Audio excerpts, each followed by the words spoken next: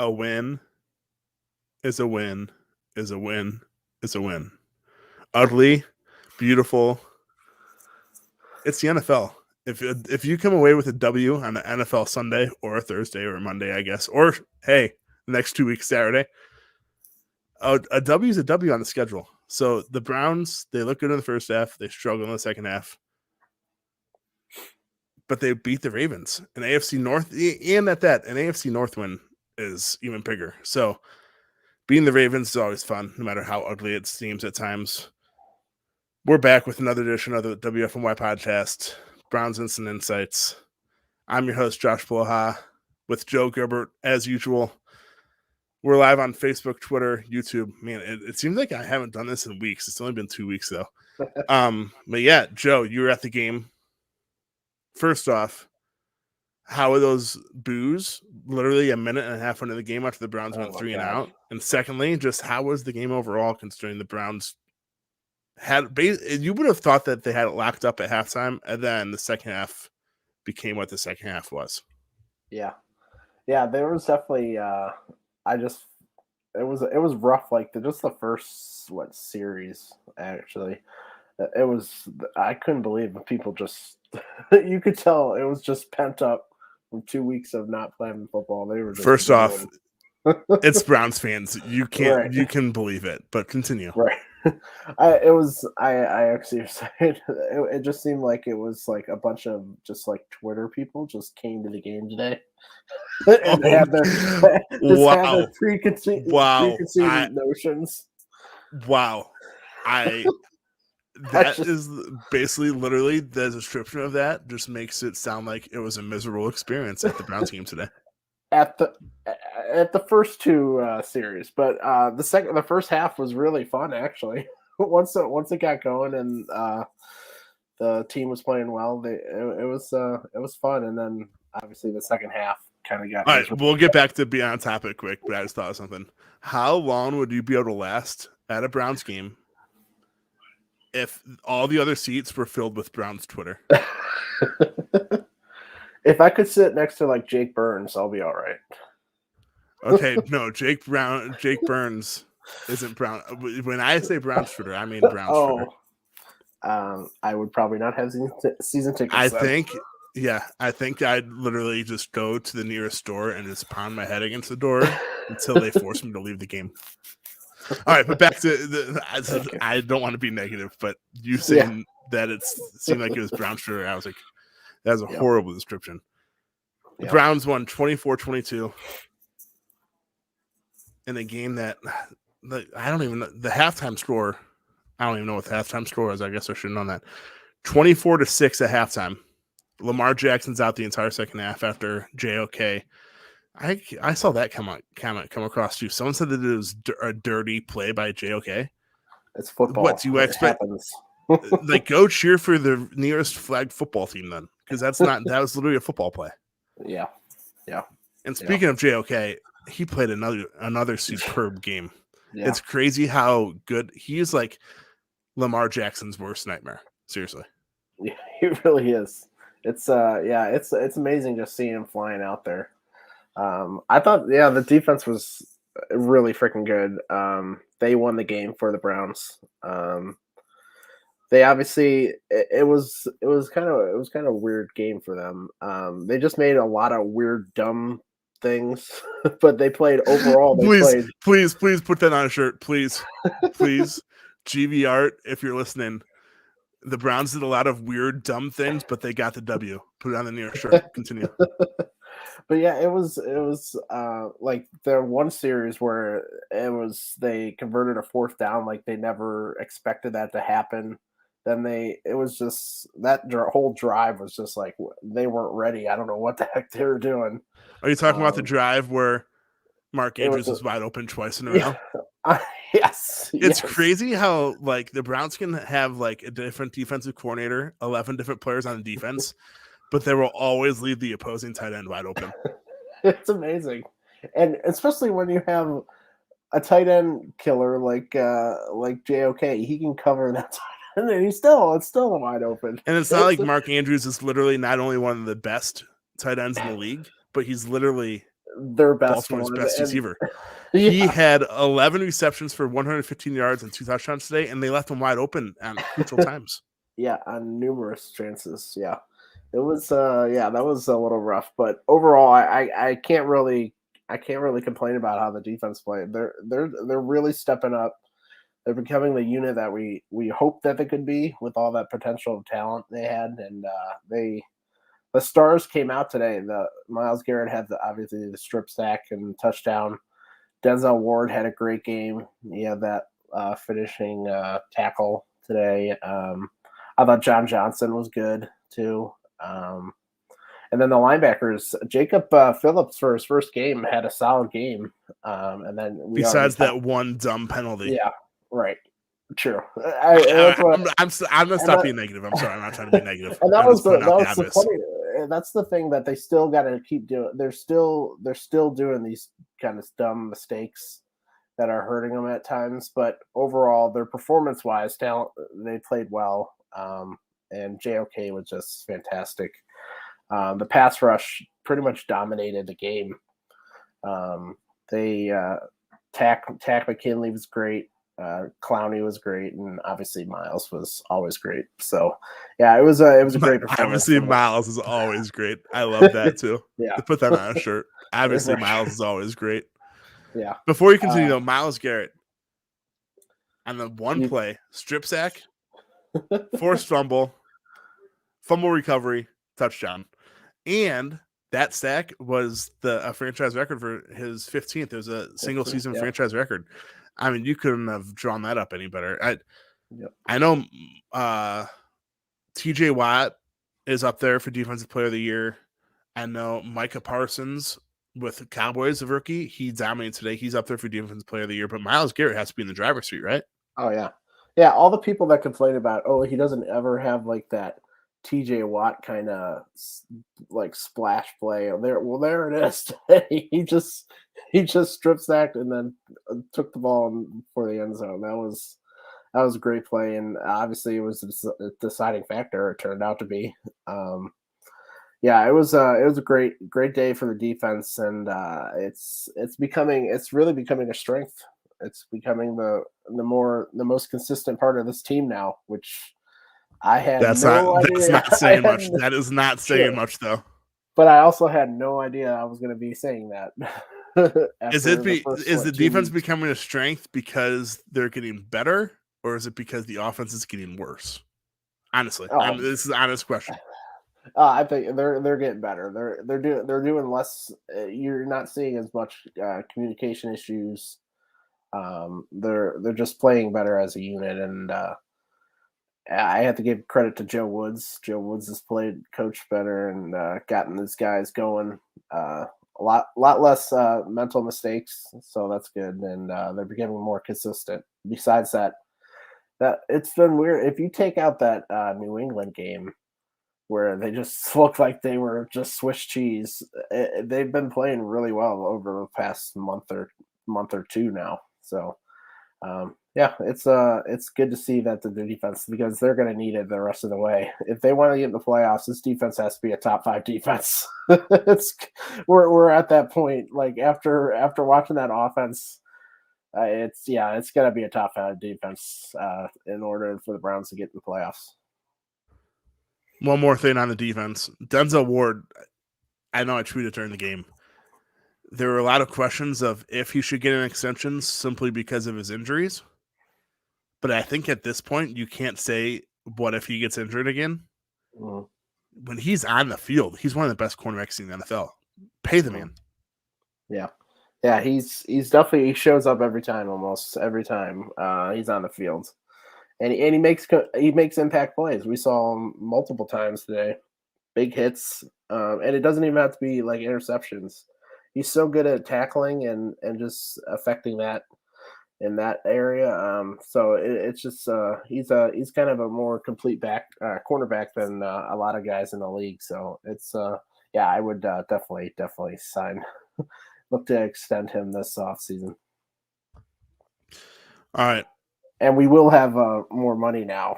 Sorry to interrupt, but because there's no way, this will be a good way to transition here because there's no way in hell they're extending Baker right now.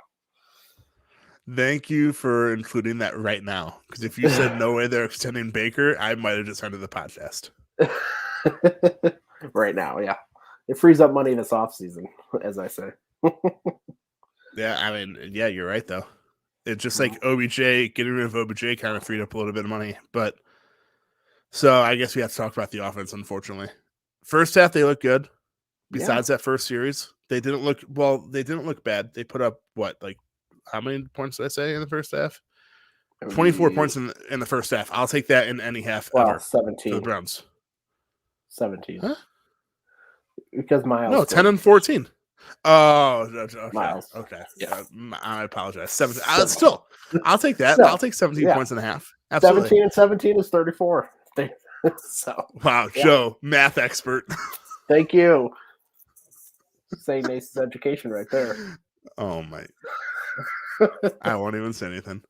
But Baker Mayfield, he had an up and down game. His nickname might as well just be like the roller coaster. Sometimes he looks really good. Sometimes he looks like he shouldn't be in the NFL. It's like his injury or not, he had 2 weeks to rest. Kevin Stefanski and the offense had 3 weeks to game plan for one team. I couldn't tell you the last time that happened. They had the Ravens 2 weeks ago, a bye, and then the Ravens again. So they had 3 weeks to prepare for the Ravens. And I guess, Nick Chubb, he hasn't looked like himself. I think part of that, he had 17 carries for 59 yards today. Part of that is because, once again, just like 2 weeks ago, Baltimore focused on the run. They were going to make Baker Mayfield beat him over the top, which is understandable. I do the same exact thing. But Nick Chubb hasn't looked like himself. Kareem Hunt going out with an injury isn't ideal whatsoever because Kareem Hunt offers you that different pace type running back. And even as a pass catcher, he does a lot of things too. But unless, like you said a few minutes ago, unless the defense is like out there making plays in the top 5 defense, I don't know if I can trust this offense whatsoever. Yeah, right now you can, and I don't know if that's changing. I think this game pretty much epitomized what Baker is right now. He's so inconsistent. One play, one drive, you'll see him just be on point, accurate as heck, and then on the very next play, he threw just a terrible interception. He should have had 2 interceptions in that first half. It's just it's tough to rely on a guy like that, and it's really killing the offense because the run game just can't do anything because there's 7-8 guys in the box constantly, and they even when it kind of showed how little respect the passing game is. They played well. The passing game played well in the first half. The Ravens did not change what they did. They kept loading the box, and they figured out, hey, Baker can't do this a whole game. The passing game can't do this a whole game. They're going to still shut down the run game, and it's going to be a recipe for the rest of the league. I'm not sure. I don't know. The run game can't get us out of this. It's going to have to be the run. It has to be Baker and pass game.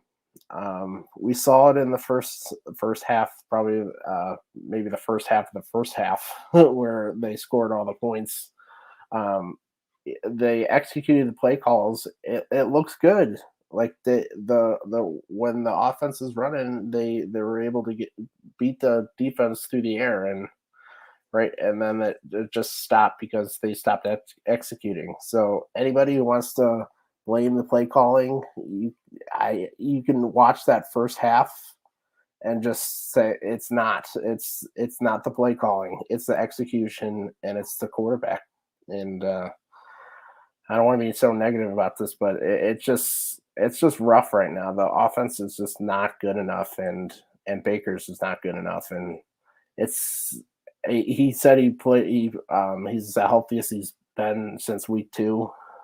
It's still, that doesn't give me any solace because he played inconsistent again. He looked like the same quarterback we've seen the last, I don't know how many games now, 10. But yeah, it wasn't a good performance. It was a good performance for like a quarter and a half, maybe, but for a whole game, it was not good enough. And I don't know how you get out of it. I really don't. I don't. Yeah, part of it. Well, the majority of the problem is definitely Baker, whether it's his injury or just him being inconsistent and going back to his bad tendencies that he had during the Freddie Kitchens times. But I think another big thing is that they don't have a deep ball threat. I mean, Donovan Peoples-Jones is kind of like a deep ball guy, but they don't have like that speed threat that. I mean, even True. I'm not going to say that they need OBJ back because we won't go into that. But OBJ at least provided that speed where the opposing defense was like, well, maybe he'll beat us over the top. I don't think, especially with the Ravens, and they were without like 3 cornerbacks today, they were never afraid of getting beat over the top. That's true. So yeah. if you're not afraid of getting beat over the top, you're going to apply pressure inside like the 10 yards in that little rectangle. And that's why I think Nick Chubb's struggling right now. I mean, everyone's saying that Nick Chubb's playing bad, but I think it's mainly on the fact that the Browns are outnumbered in the box. Oh, yeah. And I mean, even the best running backs in the NFL aren't going to be able to do much of anything if that's the case. Right. If you have 5 linemen and 8 guys to block, you're not going to win. It's just math checks out there. Math checks out. Yeah, you're just going to have to hope that Chubb can break multiple tackles to get anything pulled off, and it's just not sustainable. And I definitely want to say the receivers are not good enough right now either, and that's definitely a part of it. DPJ, I think, is really good. It can be really good. I don't think he's a number one, which is sort of what we're kind of making him be. Jarvis Landry is a good slot receiver. He's not a playmaker. He's not going to go win it for you. And then that's it. That's the receivers. That's the receiving corps. I think the point you said the receivers aren't good enough. I think the point you're trying to make is that they're in a spot that's not like, so say Donovan Peoples-Jones is a wide receiver 2 or 3 on a really good team. Jarvis Landry is a slot receiver on a really good team. Right now, they are considered wide receivers 1 and 2 on this team. So I think they're in a spot where they're going to have a hard time succeeding rather than them playing bad, if that makes sense. Right. Yeah, they're pushed up on the depth chart for need because that's all we got. And they would be like, it's going to be right on the top of the list with quarterback. It's going to be finding a number 1 receiver, and it's going to be probably the draft. Joe Gilbert talks NFL draft after Browns beat the Ravens, my column. One of those Ohio State receivers would be nice, but especially that Garrett Wilson. But that's definitely going to be one of the top of the list of needs. And they need help there because it's 2 receivers right now. It's pretty much 2 receivers. Higgins is a no-show. I don't even know what's going on with him. Was he inactive today? Oh, he played? No, he played. See, I wasn't really paying attention. I saw him on the field, and he didn't do anything. No. We always had those Rashard Higgins lovers, and they're like, oh, man, he is Baker Mayfield's, go-to guy. This is now the 3rd coaching staff, right? Yes. Freddie Kitchens, Greg Williams, 3rd head coach, I guess you could say, and now Kevin Stefanski, that he has been in the doghouse. I think it's time to move on and say that something's wrong with Rashard Higgins. Right. Yeah. And it obviously was not helpful that our 2 probably best playmaker, maybe deep threats at tight end were out. Harrison Bryant and obviously David Njoku. How much is this offense struggling? Joe Gilbert just used tight end and deep threat in the same sentence. They're pretty much like right now, if you want to say it's those 2, and then DPJ are the only 3 deep threats, and that's not a great sign. If anyone has any questions about the Browns wide receivers, Joe is now saying that the Browns' biggest deep threat, literally and figuratively, is David Njoku, who's a tight end. All right, continue. Sign that guy too, by the way. But we'll get Who? David Njoku. Yes. Please, yes. please. So please. So but if he's the biggest deep threat, should he be paid as a wide receiver? Stop giving the agent ideas here, man. Come on. But yeah, that's where we're at. That's where we're at with these pass catchers. They're it's just void of playmakers and just big time threats, and people are put in position that they're not really cut out to be, and it's not helping the quarterback. It's just not great. I mean, injuries have obviously been a problem for this offense. Quarterback, running back Kareem Hunt, he's going to get an MRI tomorrow on his ankle. Who knows how long he'll be out? Hopefully not long, if at all. Nick Chubb's healthy. The offensive line, bunch of injuries. We know that. Wide receiver, bunch of injuries. But still, I mean, it's the NFL. No one cares about how injured you are. We're not going to talk about how injured the Baltimore Ravens were today. Right. We're Look at the other team. They won. Yeah. Like, if any, that's why I don't even, like, I'm done with anybody who wants to make excuses because of injury. All I have to do is just point to that other team. Joe, they're out. All I have to do is just point to the Browns Twitter, because I know that's what you're referencing right now. But yeah, it's just like today they had no secondary. They had their quarterback out for more than a half. And their fourth best running back. And the fourth, right? They're down to the fourth best running back. And they somehow were 2 points from winning that game. So 3 points.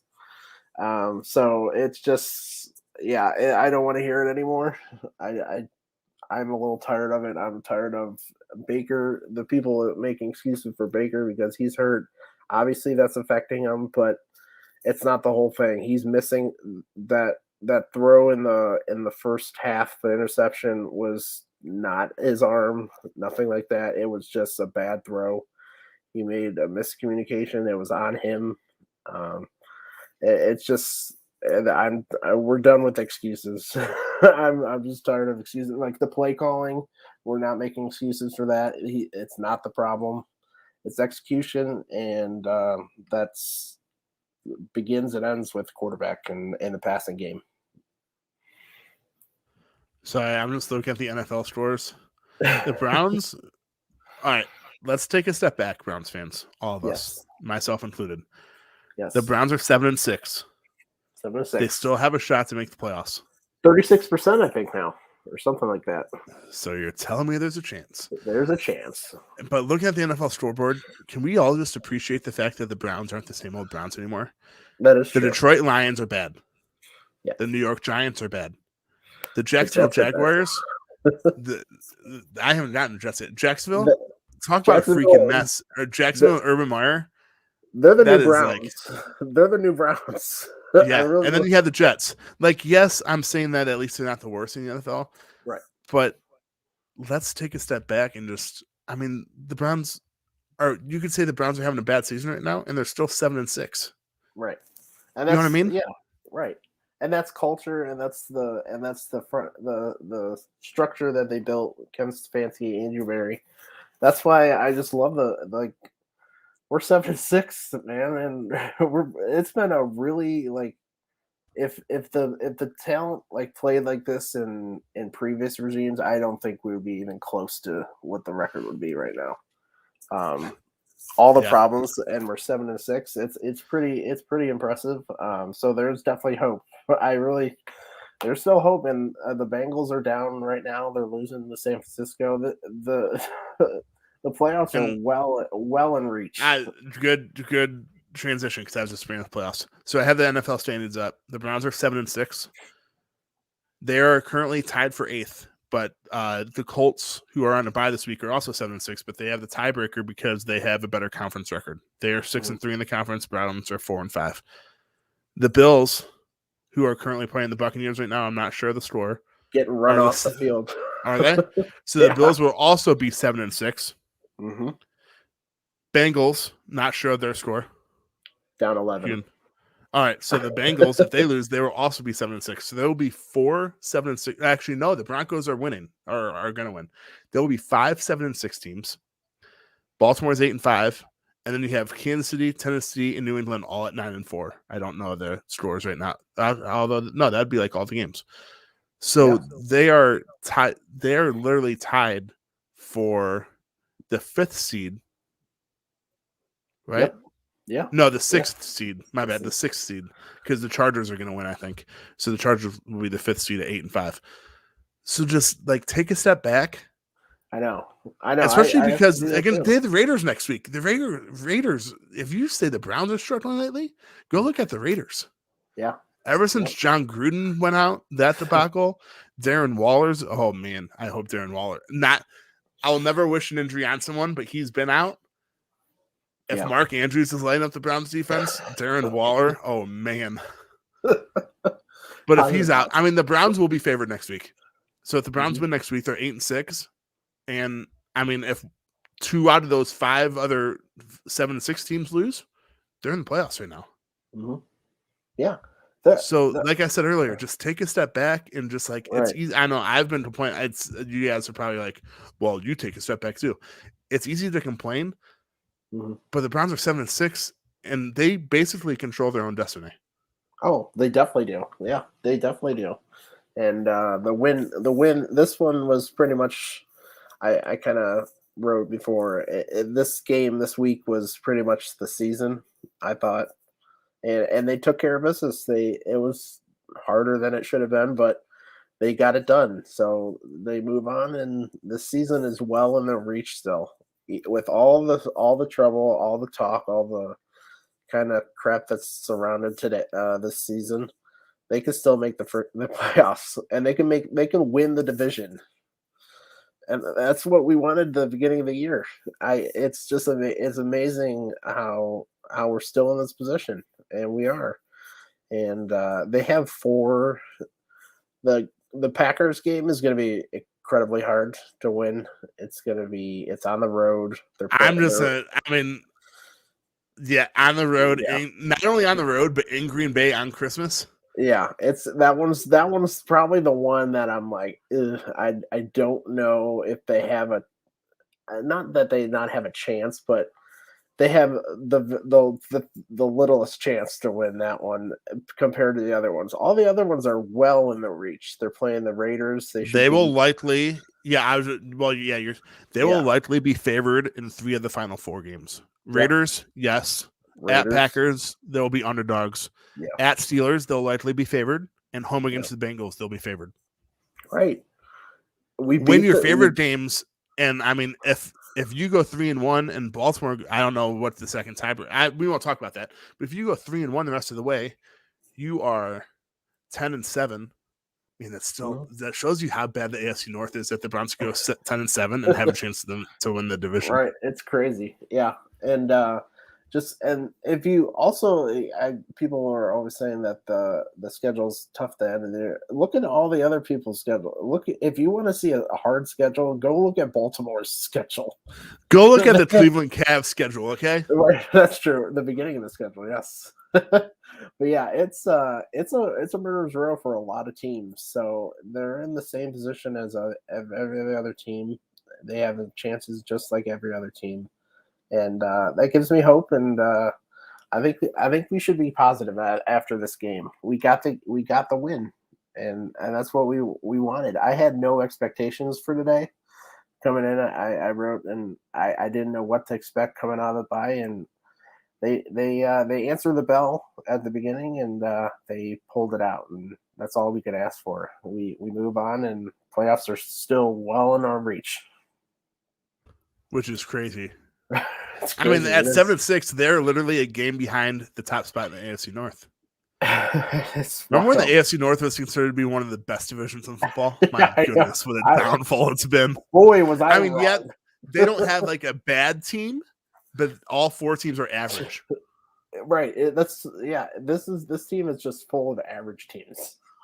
Like every single one is probably the same level of average. Like they the Browns guarantee can it. look like one of the best teams in the NFL at times, Yeah, or one of the worst. Same goes for the Baltimore Ravens, Pittsburgh yeah, Steelers, and Cincinnati Bengals. yeah, yeah. And it might like we don't talk about injury or just like health and just kind of luck almost, but it might turn out just this division might be decided by luck and like who's standing. Like if Baltimore just continues to just fall apart health wise, I don't know how you can win without Lamar. And then you look at Pittsburgh, their defense is getting injured. TJ Watt's injured, and then you look at Cincinnati. Joe Burrow is hobbled a little bit. It's just it's a it's gonna be crazy ending. It's gonna be a fun ending, hopefully, and we'll see how it ends. But as we've been talking about, this team's got all the chances in the world to get this done, and that's all we can expect before the season. That's all we expected. Get in the playoffs. You have a chance to get in the playoffs, and we're still right there. Speaking of injured, you talking about quarterback injuries just made me think of it. If the weather in Green Bay is supposed to be bad on Christmas, I don't know. It's Green Bay. It could be like a foot of snow. It could be 50 like it in Ohio. I know in Ohio, Northeast Ohio, it's literally supposed to be 60 degrees this week, a week and a half before Christmas. Yep. If the weather's cold or bad, Aaron Rodgers playing on a broken toe, and if you have Myles Garrett and Jadeveon Clowney running after you and JOK and those guys, you're not going to be able to run around the pocket like Lamar Jackson and Huntley did today. Right. So that could be a big time storyline. If the weather is supposed to, I think as a Browns fan, and considering we have a hobbled quarterback, not many threats at wide receiver, and hopefully 2 good running backs, hopefully Nick Chubb's back, and you're going up against Aaron Rodgers and Devontae Adams. I know they have A.J. Dillon and Aaron Jones, but you want the worst weather possible in Green Bay on Christmas Day. Yep. And yeah, it's gonna be interesting. It's gonna be interesting to see if like I have so much respect for the Baltimore coaching staff. I think they're one of probably the best well-coached team in the league besides New England. Besides the Browns. Yeah, besides the Browns too. And it'll be interesting to see if teams will actually go with what Baltimore was doing. They played with 5 down linemen pretty much for most of the game, and it'll be interesting to see if they do that or if like we saw with the Lions who just did not do that. Wait, hold on. We're literally talking about the Lions. Right. Literally one of the worst teams in the NFL by far. Right. So let's not. When we're watching film, let's not look at anything the Lions did compared to the Ravens. Right. But it's going to be interesting to see if it's a copycat league, but we'll see how they do if defenses will continue to load the box. I would assume they would. They would be done if they wouldn't, but it'll be interesting to see. We got the Raiders next week, and they have a solid defense. It's a better defense than they had last year. So we'll see. We'll see what we got, but that's all we can ask for. And I'm excited for next week. Playing the Raiders, and then we got Christmas. I don't know what's more amazing: the fact that the Browns are in the playoff hunt at 7-6, or the fact that Christmas is literally 13 days away, and I haven't bought a single present yet. I am done. Damn. Also, a Cavs related.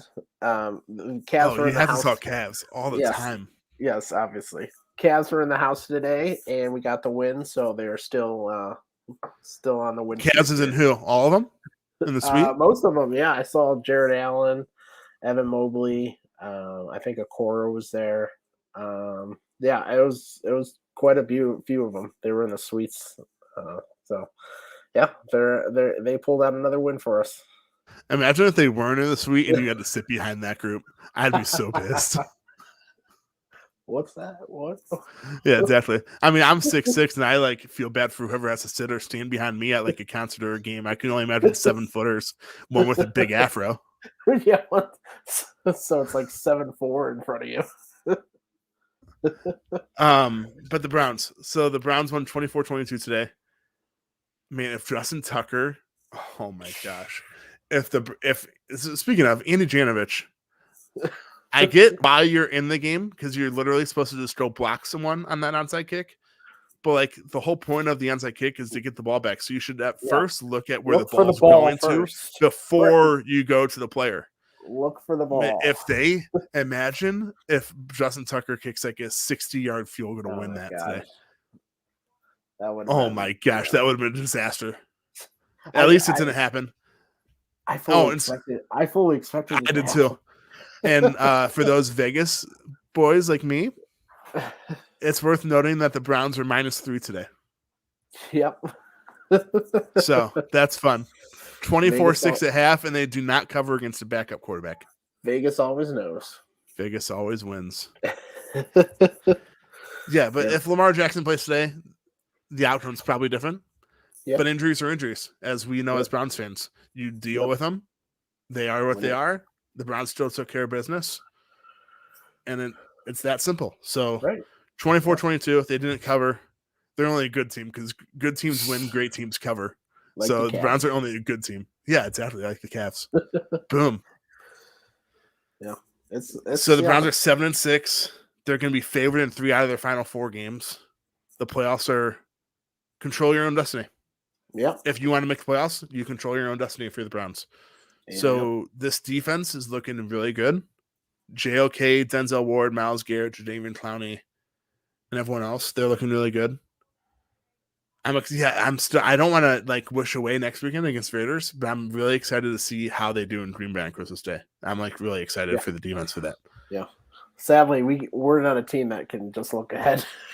We gotta look at every single game. We have to like come to it's 1 week at a time, you guys. 1 week at a time.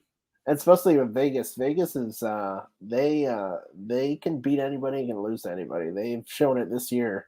Las Vegas always wins, but the Raiders have been struggling lately. There's a big difference between Las Vegas and the Raiders. Yeah, they're gonna be a tough test because they have a solid offense. Derek Carr can make crazy throws and then he's sort of like Baker Mayfield on steroids almost sometimes. he can be really good and then just really bad. I'm glad you explained that because I thought you meant like I was wondering where you were going with that. Baker Mayfield on steroids.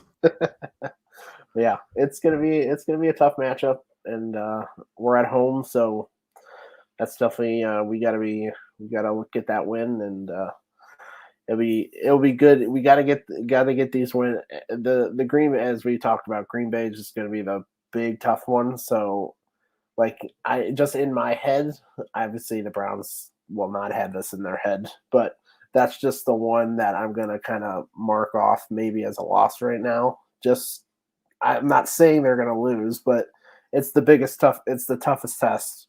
So that just puts Were you about to say the biggest, toughest? Because that would have been a perfect description of that game in Green Bay. Biggest, toughest. But that's just going to be, it just puts more pressure on these other 3 games that they have to pull out. And they definitely can because Vegas, I think they're a better team than the Bengals. They beat already, and Pittsburgh. I already have told you. I don't know how we lost that first one, and we better as hell win the second one. That's what stinks, though. You could say the same thing about the Ravens game 2 weeks ago. How did the Browns look? Like the Browns are 7-6 right now. They should be 9-4. Oh, shit. If the offense scores more than 10 points, they're 9-4 right now. And that's another thing. Like if you look at like how just like the culture has improved, like how many games have they really been blown out? 2, I think. The Cardinals game and then the Patriots game, like where they were just like not even. They didn't. Two of the best teams in the league, by the way. Right. Yeah. And which stinks. Saying the Patriots are the best team, one of the best teams in the league. Oh my gosh! But go on, damn it. Like seriously, if I have to see a Patriots Tom Brady Super Bowl, just shoot me to the moon, man. Oh my gosh. Hopefully there's a Bill Cavs game on Simmons. Super Bowl Sunday. True. There's literally no other sports on Super Bowl Sunday, but I hope there's something. You know what? I'll be tuned into the Puppy Bowl, not the Super Bowl. All the Browns fans, pretty much every non-Patriots or Tom Brady fan. Let's all watch the Puppy Bowl. I mean, imagine the storyline. That would be the most watched Super Bowl ever, by far. Probably, yeah. But hey, all right, let's just hope it does. We don't have to worry. We're not going to talk it into existence because it's not going to happen. Because it's going to be Browns, Tom Brady. Okay, let's do it. You heard it here first. All right, save this clip from December 12th, 6:24 p.m. Eastern time. Save it, clip it, clip it. So, clip art it. Browns are 7-6. Clip art. Man, now we can talk about the Guardians. That was a perfect segue.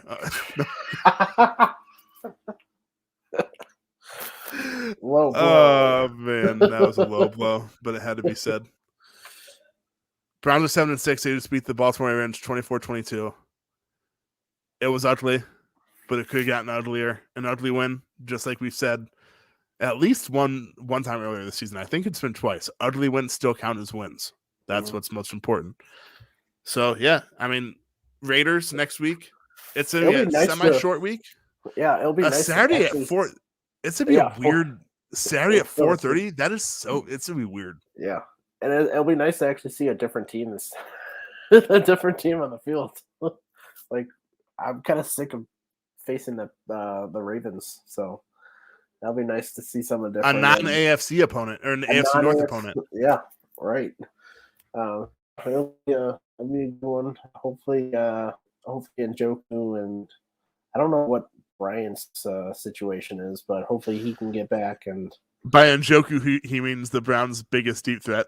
Yes, and probably the best receiver right now. Oh man, that's not saying much either. I mean, I don't know if that's a compliment or what. I feel like that's not a compliment. Yeah. But let's just hope the Raiders coaching staff did not watch this game or the last few games and do not load the box. Positive thoughts. I honestly, the Raiders have a couple good D linemen, but I couldn't tell you anyone in their secondary. Yeah, just Baltimore State. And I mean, if Josh Jacobs though, I think he was hurt today too. I mean, they might be without him and Darren Waller next week. Yeah. So once again, never blame injuries on why the Browns are playing poor because injuries happen to all 32 NFL teams. Every single game. Yep. It's gonna be a fun matchup next week, and it's a must win. Every game is a must win, obviously, right now. And yes, here we're at. If the Browns want a chance at the playoffs, they have to finish 3-1. It's a simple. No, my bad. They have to finish at least 3-1. At least 3-1 might not even be good enough. 4-0 might not even be good enough. Honestly, if Baltimore and those teams win out, 4-0 might not even be good enough. Yeah.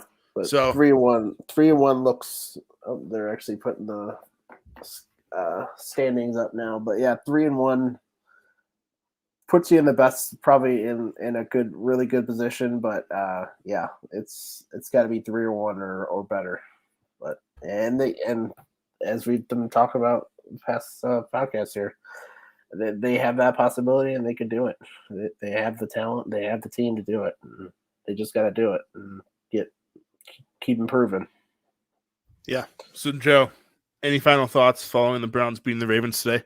Which I don't care how ugly it is. It's always good to beat the Ravens. It really is. Yeah.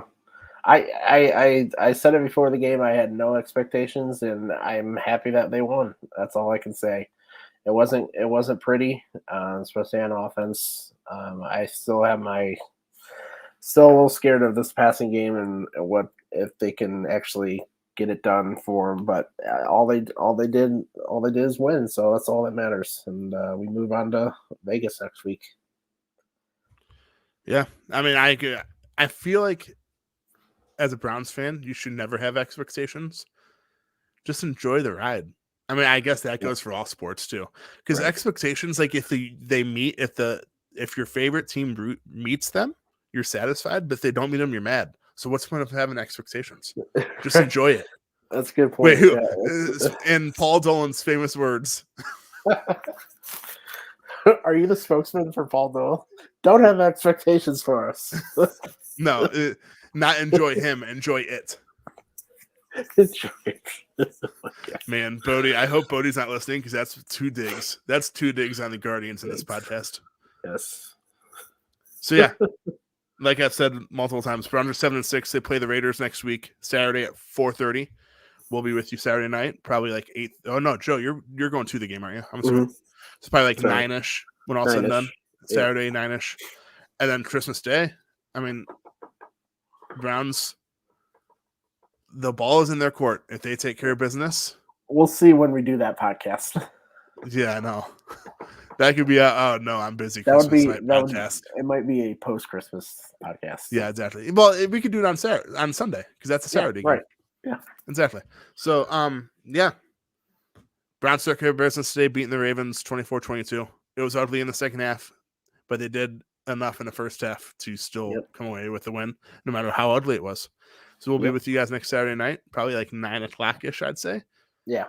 And as always, go Browns, go Cavs. And because I hate on the Guardians so much, go Guardians. Yes. Thanks for fixing the sign.